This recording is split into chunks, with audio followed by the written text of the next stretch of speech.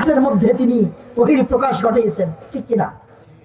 আল্লাহর নবী সাল্লাল্লাহু আলাইহি সাল্লাম মুআয ইবনে জাবালকে তিনি উটের পিঠে উঠিয়ে রশি ধরে তিনি হাঁটছেন। আল্লাহর নবী বলছেন, আল্লাহর নবী সাহাবী বলছেন, ফালাম্মা ফারাগা রাসূলুল্লাহ সাল্লাল্লাহু আলাইহি ওয়াসাল্লাম, আল্লাহর নবী সাল্লাল্লাহু আলাইহি ওয়াসাল্লাম তাকে যখন ওসিয়ত করছিলেন, আল্লাহর নবী মুআয ইবনে জাবালকে ওসিয়ত করছিলেন, এবং আল্লাহর নবী এই সাহাবী বলছেন, আমাকে এভাবে আল্লাহর নবী ওসিয়ত করলেন, ইয়া মুআয ইন্নাকা আসা আল্লাহ তালকানি বা'দা আমি হাদা, হে মুআয তুমি ইয়ামানে যাচ্ছ, তুমি ইয়ামান দেশে যাচ্ছ, এই বছরের পর হয়তোবা তোমার সাথে আমার আর সাক্ষাৎ হবে না।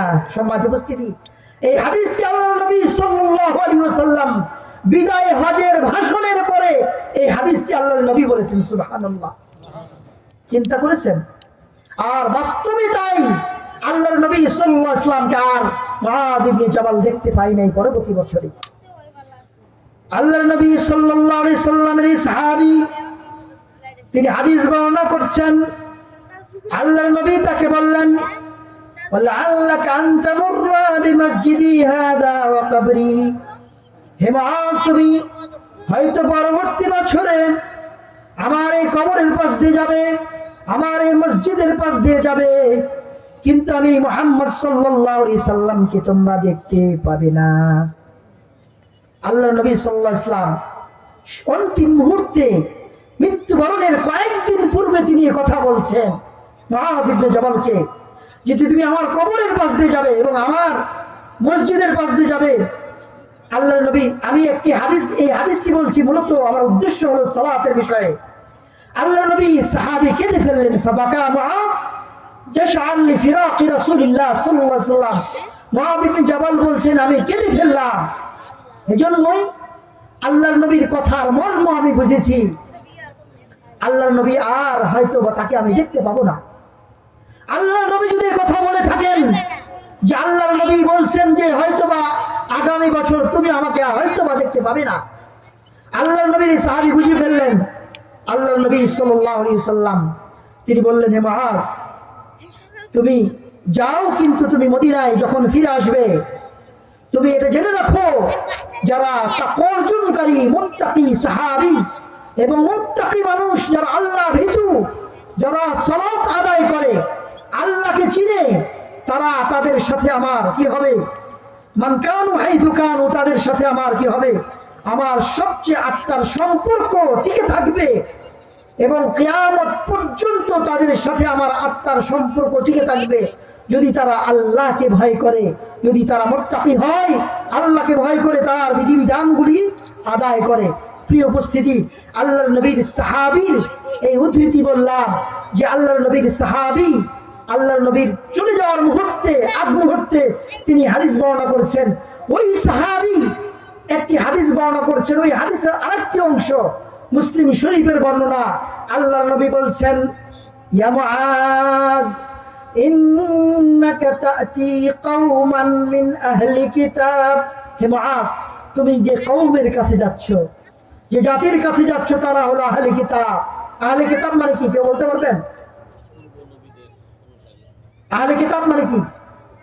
ইহুদি এবং খ্রিস্টান। ইয়ামানে যারা ছিল তারা ইহুদি এবং খ্রিস্টান। তুমি ইহুদি খ্রিস্টানদের কাছে যাচ্ছ, সুতরাং আহলে কিতাবদের কাছে যাচ্ছ, তোমার সর্বপ্রথম দাওয়াত হবে আল্লাহ ছাড়া সত্য কোনো মাবুদ নেই। ফাইনহুম আতাউকা লিযালিক, তারা যদি কথা মেনে নেয় যে আল্লাহ তাআলা আছে, আল্লাহ তাআলা আমার রব মালিক, তাহলে তাদেরকে তুমি জানিয়ে দিবে, কি জানিয়ে দিবে? ফাইন্নাল্লাহ ইফতারা আলাইহিম খামসা সালাওয়াতিন ফি কুল্লি ইয়াউমিন ওয়া লাইলা। ওই মুআয ইবনে জাবাল রাদিয়াল্লাহু তাআলা আনহুকে ইয়ামানে প্রেরণ করার মুহূর্তে আল্লাহর নবী বলছেন, হে মুআয তুমি যে জাতির কাছে যাচ্ছ তাদেরকে কি বলবে? আল্লাহর পথে আহ্বান করবে। তারা এই কথা মেনে নেয়, আল্লাহকে মেনে নেয়, আল্লাহ রাসূলকে যদি মেনে নেয়, তাহলে তাদেরকে জানিয়ে দিবে দিনে এবং রাত্রে কয় ওয়াক্ত নামাজ? 5 ওয়াক্ত নামাজ, যেটি ফরজ নামাজ। আগে আমরা কিসের কথা বলেছি? সুন্নতের কথা বললাম। আর এটি হলো 5 ওয়াক্ত নামাজ। তাহলে একজন মানুষের উপরে কয় ওয়াক্ত নামাজ ফরজ? কয় ওয়াক্ত নামাজ ফরজ? সম্মানিত উপস্থিতি, আল্লাহর নবী সাল্লাল্লাহু আলাইহি ওয়াসাল্লাম এই হাদিসে বলেছেন, যদি এই 5 ওয়াক্ত নামাজ আদায় করে তাহলে তাদেরকে বলবে যে তাদের জন্য যাকাত ফরজ। কিন্তু তারা যদি সালাত না মেনে নেয়, সালাত না আদায় করে, তাহলে তাদের উপরে যাকাত নেই। প্রিয় উপস্থিতি, আমরা যাকাত আদায় করি, কিন্তু সালাতের ক্ষেত্রে অনেক সময় বেখবর, গাফিল হয়ে যায়। প্রিয় উপস্থিতি, আল্লাহর নবী সাল্লাল্লাহু আলাইহি ওয়াসাল্লামের এই হাদিসটি আমাদেরকে প্রমাণ করে যে তিনি কি গুরুত্ব দিয়েছেন সালাতের উপরে, নাকি গুরুত্ব দেন নাই? যদি গুরুত্ব না দিতেন তাহলে এমন দেশে আল্লাহর নবীর সাহাবীকে প্রেরণ করছেন, তিনি কি তাকে বলতেন যে তারা যদি এই সালাত মেনে নেয় তাহলে তাদের উপরে ফরজ, যাকাত ফরজ, আর যদি না মানে তাহলে তাদের উপরে যাকাত ফরজ নয়? তাহলে সিয়াম, যাকাত, হজ এরও আগে হলো সালাত ফরজ। আমরা সামনের দিকে, আমরা আমাদের উদ্ধৃতির দিকে যাব ইনশাআল্লাহ। সম্মানিত উপস্থিতি, আল্লাহর নবী সাল্লাল্লাহু আলাইহি ওয়াসাল্লামের সাহাবায়ে কেরাম তারা বলেছেন, as-সালাতু হুম্মু উমুরিদ-দ্বীন, দ্বীনের মধ্যে সবচেয়ে গুরুত্বপূর্ণ বিষয় হলো সালাত। এটা 2 নম্বর পয়েন্ট। দলিল কি? আল্লাহর নবীর হাদিস, রাসূল আমরি আল ইসলাম, দুনিয়ার সবচেয়ে মহামূল্যবান বিষয় হলো আমার ধর্ম। আমার কি ধর্ম? আমার ধর্ম কি? ইসলাম। আমার সবচেয়ে গুরুত্বপূর্ণ বিষয় হলো আমার ইসলাম। সব কিছু ত্যাগ করতে পারি, আমি ইসলাম ত্যাগ করতে পারি না।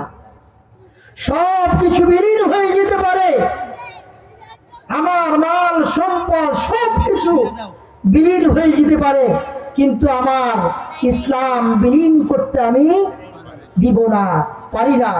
সম্মানিত উপস্থিতি, আল্লাহ নবী বলছেন, উমুদুহু আস-সালাত, এই ইসলামের খুঁটি হলো সালাত, এই ইসলামের মেইন পাওয়ার হলো আস-সালাত, অর্থাৎ নামাজ। প্রিয় উপস্থিতি, আল্লাহ নবী সাল্লাল্লাহু আলাইহি ওয়াসাল্লাম, আল্লাহ নবী সাল্লাল্লাহু আলাইহি ওয়াসাল্লাম যখন মৃত্যু শয্যায়, আল্লাহ নবী সাল্লাল্লাহু আলাইহি ওয়াসাল্লাম যখন মৃত্যু শয্যায়, তিনি বলা হয়েছে সোমবারের দিন মৃত্যুবরণ করেছেন। কেউ কেউ বলেছেন অন্য দিন। তো সোমবারের দিন আল্লাহ নবী মৃত্যু বরণের সময় শেষ 3 দিন সালাত তিনি আদায় করতে পারেন নাই। এই সালাতের ইমামতি কে করেছেন? কে বলতে পারবেন?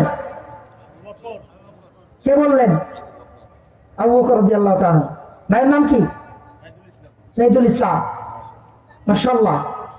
আল্লাহ নবী সাল্লাল্লাহু আলাইহি ওয়াসাল্লাম মসজিদ নববীর পাশে আয়েশা রাদিয়াল্লাহু তাআলাকে আমরা আজকের বিশ্বের মা বোনদের জন্য শিক্ষা, আল্লাহ নবী সাল্লাল্লাহু আলাইহি ওয়াসাল্লাম অনুমতি নিয়েছিলেন অন্য নবীদের কাছ থেকে যে আমি তোমাদের কাছ থেকে অনুমতি নিচ্ছি, আমার শেষ মুহূর্ত যেন আয়েশা রাদিয়াল্লাহু তাআলা আয়েশার ঘরে হয়। আয়েশা কার মেয়ে? আবু বকর রাদিয়াল্লাহু তাআলা, আবু বকর রাদিয়াল্লাহু আনহুর মেয়ে। আয়েশা রাদিয়াল্লাহু তাআলার ঘরের পাশেই হলো মসজিদ নববী, যেটাকে আপনি যেটাকে রিয়াদুল জান্নাহ বলেন। আল্লাহ নবী বলেছেন, মা বাইনা বাইতি ওয়া মিম্বারি রাউদাতুন মিন রিয়াদিল জান্নাহ, আমার বাড়ি এবং মিম্বারের মাঝের জায়গাটি জান্নাতের বাগিচাগুলির মধ্যে একটি বাগিচা। সম্মানিত উপস্থিতি, আল্লাহ নবীর মুসলিম শরীফের হাদিস, জান্নাতের বাগিচাগুলির মধ্যে একটি বাগিচা হলো মসজিদ নববীর পাশে, যেটা 60 গজ বাই 70 গজ। আল্লাহ নবী যখন মক্কা থেকে মদিনায় আসেন, সে মসজিদের জায়গা, তো সেইখানে আল্লাহ নবীর মেন সালাতের জায়গা। তো মসজিদে নববীর পাশেই আয়েশা রাদিয়াল্লাহু তাআলা কামরা থেকে আবু বকরকে অনুমতি দিলেন সেখানে সালাত আদায় করার জন্য। আল্লাহ নবী সাল্লাল্লাহু আলাইহি ওয়াসাল্লাম এই সাহাবী সালাত আদায় করেছেন শেষ 3 দিন আবু বকর ইমামতি করে। তো আল্লাহ নবী সাল্লাল্লাহু আলাইহি ওয়াসাল্লাম তিনি বলেছেন যে ওয়ামুদুহু আস-সালাত, ইসলামের মেইন খুঁটি, মেইন পাওয়ার, ধর্মের মেইন বিষয় হলো সালাত। আর আমি এর আগে একটি হাদিস বলেছি, কিয়ামতের দিন সর্বপ্রথম আপনাকে জিজ্ঞেস করা হবে কি? সালাত। মিলাতে পেরেছি? মেন খুঁটি ইসলামের। আর কিয়ামতের দিন সর্বপ্রথম জিজ্ঞাসা করবে কি? সালাত। প্রিয় উপস্থিতি, আল্লাহর নবীর সাহাবী যতগুলি সাহাবী হাদিস বর্ণনা করেছেন সকলেই বলছেন শেষ মুহূর্তে আল্লাহর নবী অজ্ঞান হয়ে যাচ্ছিলেন। আয়েশা রাদিয়াল্লাহু তাআলা আল্লাহর নবীর বিবি, যখন তার আল্লাহর নবী বিবি একজন হাফসার ভাই আব্দুল্লাহ ইবনে উমরের ছেলে আব্দুল্লাহ, তিনি একটি মিসওয়াক চালাচ্ছিলেন। আল্লাহর নবী লক্ষ্য করলেন মিসওয়াক তিনি চাচ্ছিলেন। আল্লাহর নবী সাল্লাল্লাহু আলাইহি ওয়াসাল্লাম নিজে নিয়ে, আল্লাহর নবীর স্ত্রী নিজে নিয়ে কি করলেন? একটু নরম করে দিলেন। নরম করে দিয়ে আল্লাহর নবী সাল্লাল্লাহু আলাইহি ওয়াসাল্লামকে দিলেন। সম্মানিত উপস্থিতি, দেখেন একজন স্ত্রী, আমি সালাতের কথা বলছি, আল্লাহর নবীর স্ত্রী তিনি নিজে মুখে চাবিয়ে নরম করে দিলেন, আল্লাহর নবী সাল্লাল্লাহু আলাইহি ওয়াসাল্লামের মুখে দিলেন। আল্লাহর নবী মৃত্যুবরণের সময় আল্লাহর নবী স্ত্রী বলছেন যে আমার রিক, আমার মুখের লালা আর আল্লাহ রাসূল সাল্লাল্লাহু আলাইহি ওয়াসাল্লামের লালা একাকার হয়ে গিয়েছিল সেই মিসওয়াকের মাধ্যমে। সুবহানাল্লাহ। একজন স্ত্রীর জন্য একটা শিক্ষা, কতটা আপন হতে পারে, কতটা কাছের মানুষ হতে পারে, একজন স্বামীকে কিভাবে মূল্যায়ন করতে পারে। তো আল্লাহর নবী সাল্লাল্লাহু আলাইহি ওয়াসাল্লাম সেই মুহূর্তে বলছেন, আল্লাহর নবী বললেন আসসালাত ওয়া মা মালাকাত আইমানুকুম, হে দুনিয়ার মানুষ, হে আমার উম্মতেরা, হে আমার সাহাবায়ে কেরাম, জেনে রাখো তোমাদের জন্য সবচেয়ে গুরুত্বপূর্ণ বিষয় হলো আসসালাত, নামাজ। আল্লাহর নবী অন্তিম মুহূর্তে তিনি অজ্ঞান হয়ে যাচ্ছে, আবার তার জ্ঞান ফিরে আসছে। হাদিসে এসেছে তার মুখের উপরে, কপালের উপরে একটি কাপড় দেওয়া হচ্ছিল পানি ভিজিয়ে। আর আল্লাহর নবী যখন জ্ঞান ফিরে আসছে, আল্লাহর নবী ওই মুহূর্তে বলছেন যে আসসালাত, নামাজ, ওয়া মা মালাকাত আইমানুকুম, এবং তোমাদের অধীনস্থদের অধিকার। সুবহানাল্লাহ। আল্লাহর নবীর শেষ মুহূর্তের যে আদেশ ছিল, যে বিধান ছিল, সেটি হলো সালাত। আজকে সেই সালাতের কথা বলছি, সেই বিধানের কথা বলছি, যে বিধান আল্লাহর নবী সাল্লাল্লাহু আলাইহি ওয়াসাল্লাম দুনিয়াতে বলে তিনি বিদায় নিয়েছেন। সুবহানাল্লাহ। সেই বিধানকে আপনি পালন করবেন না, সেই বিধান আপনি কি আমল করবেন না, সেটাই হলো সালাতের গুরুত্ব। আল্লাহর নবী বলছেন আসসালাত, নামাজ, ওয়া মা মালাকাত আইমানুকুম, এবং তোমাদের অধীনস্থদের অধিকার। প্রিয় উপস্থিতি, আমার অধীনস্থ অনেক মানুষ আছে, আমার বিষয় থেকে আমি অন্যদিকে সরে যেতে চাই না, কিন্তু আপনার অধীনস্থ আপনার স্ত্রী, আপনার অধীনস্থ আপনার সন্তানেরা, কখনো কখনো আপনার অধীনস্থ আপনার বাবাও হয়ে যায়, আপনার বৃদ্ধ মাও হয়ে যায়। আপনার মায়ের আজকে হুকুকুল ইবাদের কথা বলা হয়েছে, আমি সে বিষয়ে যাচ্ছি না, কিন্তু আল্লাহর নবী বলছেন আসসালাত, নামাজ।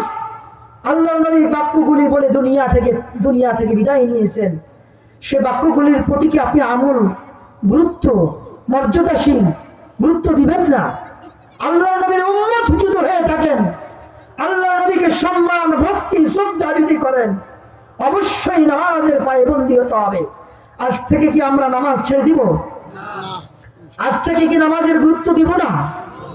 প্রিয় উপস্থিতি, আপনার বয়স হয়েছে, আপনার স্ত্রী আছে, সন্তানাদি আছে, একবার চিন্তা করুন তো, আপনি যদি আপনার স্ত্রীকে ফজরের সালাতের সময় উঠিয়ে দেন, আপনার স্ত্রীর মুখের উপরে সামান্য পানি নিয়ে একটু ছিটিয়ে দেন, সন্তানের মুখের উপরে ছিটিয়ে দেন, একজন মা যদি একজন মেয়ের মুখে পানি নিয়ে হালকা ছিটিয়ে দেন, ফজর সালাতে যদি উঠাতে পারেন, একজন বাবা যদি ছেলের ক্ষেত্রে করেন, একজন ছেলেও যদি বাবার ক্ষেত্রে করতে পারেন, কতটা ইসলামী ফ্যামিলি, কতটা সুন্দর ফ্যামিলি, কতটা সুন্দর পরিবার হতে পারে, সুখী পরিবার হতে পারে, সে কি কখনো নগ্নতায় মেতে থাকবে? সে কি কখনো অশ্লীলতায় মেতে থাকবে? যেই বাবা তার সন্তানকে ফজর সালাতের জন্য উঠাইছে, যেই মা তার মেয়েকে উঠাইছে, যেই মেয়ে তার মাকে উঠাইছে ফজর সালাতের জন্য, সেই মা সেই মেয়ে একসাথে বসে কি নগ্ন ফিল্ম দেখ